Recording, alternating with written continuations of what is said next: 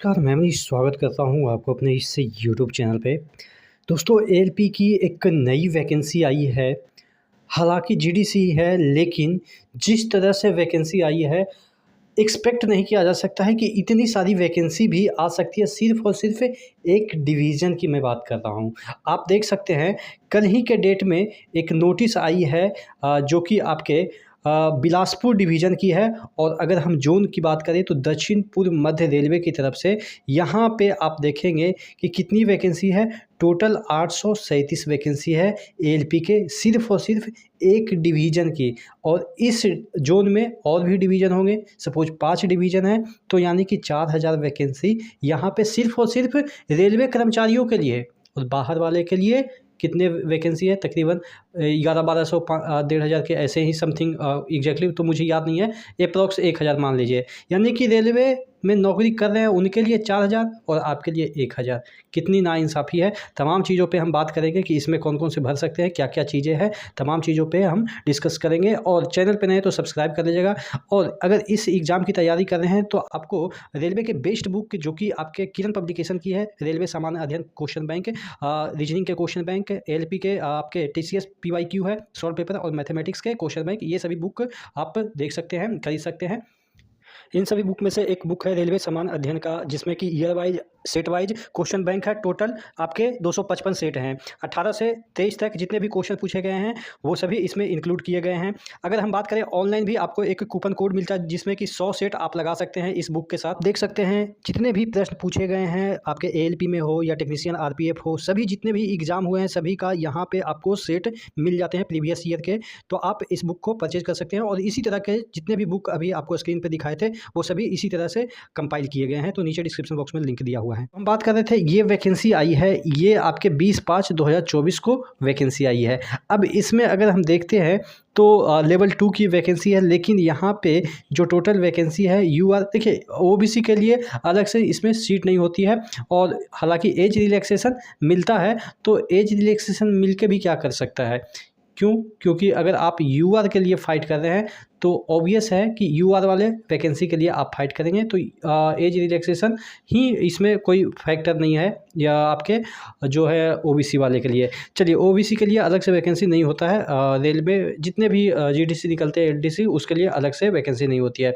तो total vacancy की हम बात कर लें तो काफ़ी नंबर में है, 837। और अगर हम अभी कैलकुलेट करके बताएं कि आपको अगर इसमें 5 डिवीज़न है इस जोन में, यहाँ पे देखिएगा कि साउथ ईस्ट सेंट्रल रेलवे में अगर 5 डिवीज़न है तो आप समझ सकते हैं कि 40,000 के अराउंड, सॉरी 4,000 के अराउंड आपके सिर्फ और सिर्फ वैकेंसी इसके होंगे। और टोटल वैकेंसी की मान यानी कि आपके एलडीसी, जीडीसी और आपके जो ओपन मार्केट की वैकेंसी होती है, तकरीबन 10,000 वैकेंसी अभी वर्तमान के सिनेरियो में होगा, लेकिन वैकेंसी कम निकाले जा रहे हैं। तो अब देखिए, अगर 837 वैकेंसी है तो आप यकीन मानो कि थोड़ा-सा भी अगर आप पढ़ रहे होंगे, इस ज़ोन से बिलॉन्ग करते होंगे, इस डिवीज़न से, सॉरी इस डिवीज़न से यहाँ पे दे रखा है, it is proposed to conduct selection formation of panel to fill up 837 post of assistant loco pilot pay matrix two against 50% departmental quota one time measure as per eligibility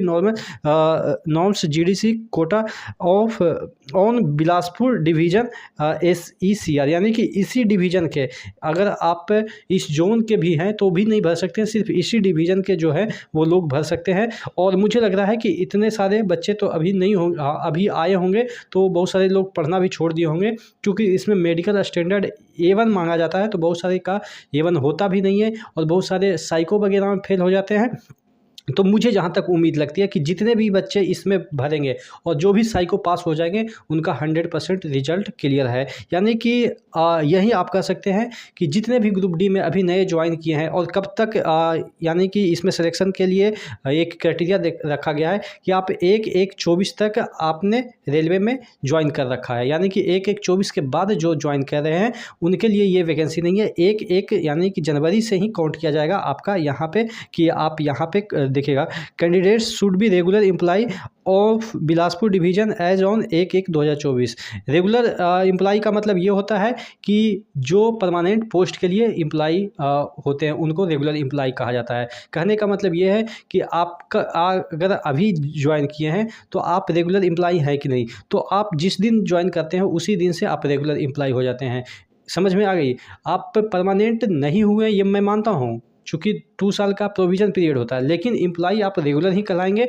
permanent वो अलग बात है और रेगुलर होना अलग बात है, ठीक है? तो आप लोग भी भर सकते हैं, 1/1/2024 से पहले जो भी ज्वाइन किए हैं सभी लोग भर सकते हैं। ये मत सोचिएगा कि अभी आप रेगुलर हुए हैं कि नहीं हुए हैं। रेगुलर जिस दिन आप ज्वाइन करते हैं उसी दिन से हो जाते हैं, चूँकि ये वाला बात मैंने आपको ऑलरेडी बता चुका है कि कैसे रेगुलर होते हैं और कैसे इरेगुलर होते हैं। अब इसमें एजुकेशनल क्वालिफिकेशन जो कि आपको सबको पता ही है कि मैट्रिक है, ITI, या आप अगर आपने डिप्लोमा कर रखा है इलेक्ट्रिकल, इलेक्ट्रॉनिक्स, ऑटोमोबाइल वगैरह से तो ऊपर भी भर सकते हैं। डिग्री वाले भी भर सकते हैं, ये सबको पता है। उसके बाद आपके यहाँ पे देखिएगा सिंगल एग्ज़ाम होंगे, उसके बाद आपको जो है वो CBAT होगा, यानी कि साइको टेस्ट होगा। एज लिमिट 42 दे रखा है और 47 दे रखा है SC ST वाले। एज लिमिट जो है वो भी आपको काउंट होगा 1/1/2024 से।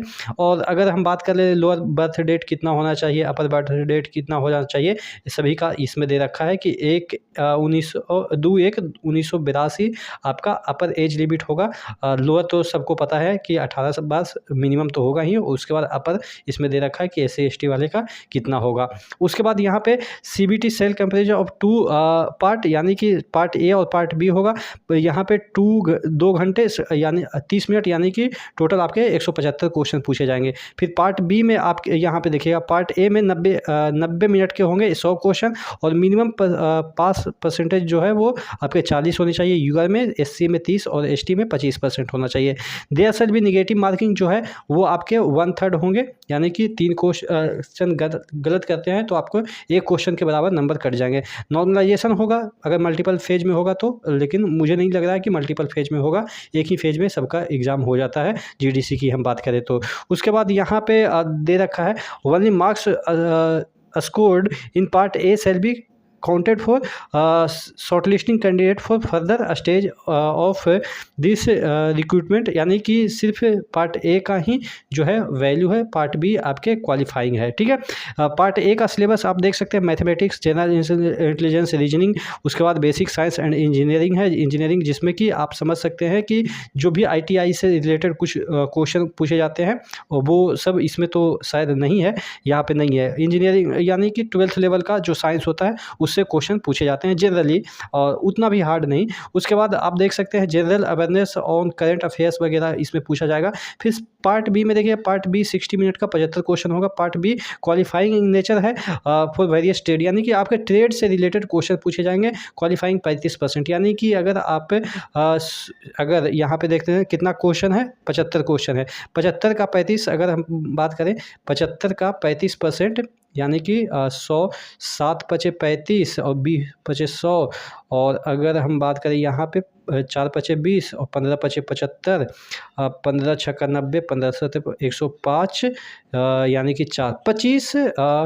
25 नहीं 26 क्वेश्चन से ऊपर आपको सही करना है, यानी कि 26 क्वेश्चन अगर आप करते हैं तो आप फेल हो जाएंगे। 27 क्वेश्चन अगर आप सही करते हैं तभी आप पास हो पाएंगे, और इसमें यहाँ नेगेटिव नहीं है, तो यानी कि 75 क्वेश्चन में 27 क्वेश्चन आप तुक्का भी मारेंगे तो आ ही जाएगा। कुछ क्वेश्चन तो आपको पता ही होगा और कुछ क्वेश्चन तुक्का भी मारेंगे, तो यानी कि इसके लिए पार्ट B के लिए उतना टेंशन लेने की ज़रूरत नहीं है। और उसके बाद देखिएगा जो आपके पार्ट B के जो चीज़ें हैं वो बता रखा है यहाँ पे, qualification bye grouping of trade subject, यानी कि कौन कौन से ट्रेड इसमें जो है वो एलिजिबल है वो इसमें दे रखा है, ठीक है। तो आशा करते हैं आप ज़रूर इस फॉर्म को भरेंगे अगर आप एलिजिबल हैं तो, और जल्दी ही आपके पॉजिटिव रिजल्ट इसमें देखने को मिलेगा। आशा करते हैं आपको चीज़ें समझ में आई होगी। नेक्स्ट वीडियो मिलते हैं, तब तक के लिए जय हिंद।